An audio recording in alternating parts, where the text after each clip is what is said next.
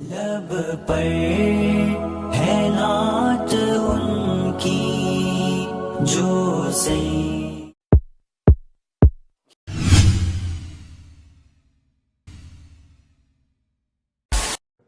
بسم اللہ الرحمن الرحیم۔ السلام علیکم ورحمۃ اللہ وبرکاتہ۔ میں ہوں ثاقب اسحاق مدینہ منورہ سے۔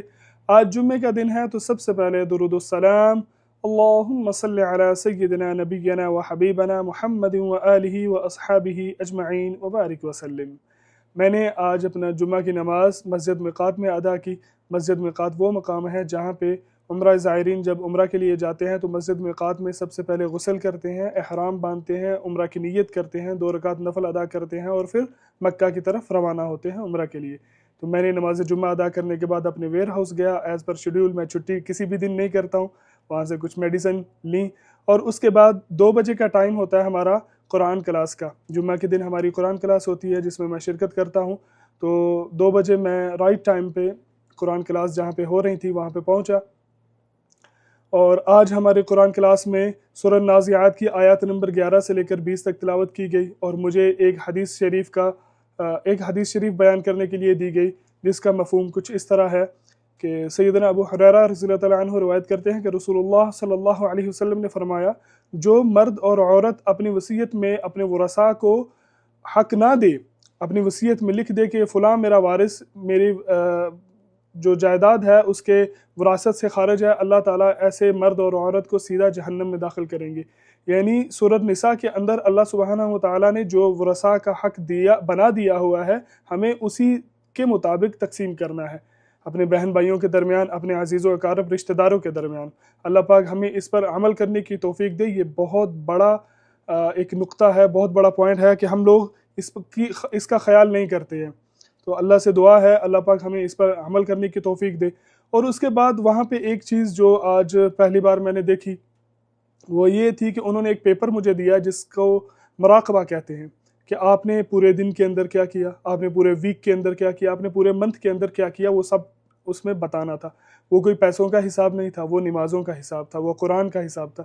تو مجھے یہ اپنی جماعت کا یہ جو طریقہ کار ہے بہت پسند آیا کہ انہوں نے مجھے ایک پیپر دیا اور اس میں لکھا ہوا تھا کہ آپ نے کتنی نمازیں قضا کی لاسٹ منتھ میں، اگست کے مہینے میں آپ نے کتنی نمازیں قضا کی، اور کتنی نمازیں آپ نے بنا جماعت کے پڑھی، اکیلے میں پڑھی، اور کتنے سپارے بھی نہیں، کتنے صفحے قرآن مجید کے آپ نے پڑھے، کتنے آیات کی آپ نے ترجمہ پڑھا، کتنے آیات کا آپ نے تفسیر پڑھی۔ تو یہ ساری چیزیں اس میں لکھی ہوئی تھی۔ تو میں بہت متاثر ہوا ہوں اس چیز سے۔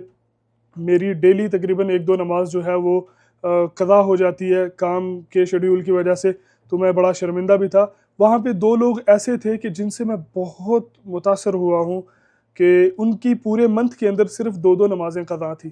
سبحان اللہ، اللہ پاک نے ان کو کتنا نوازا ہوا ہے کہ اپنے حضور سجدے کی توفیق دی ہوئی ہے اور کوئی نماز ان کی قضا نہیں، صرف 2 نمازیں ان کی 2 بندوں کی قضا تھی۔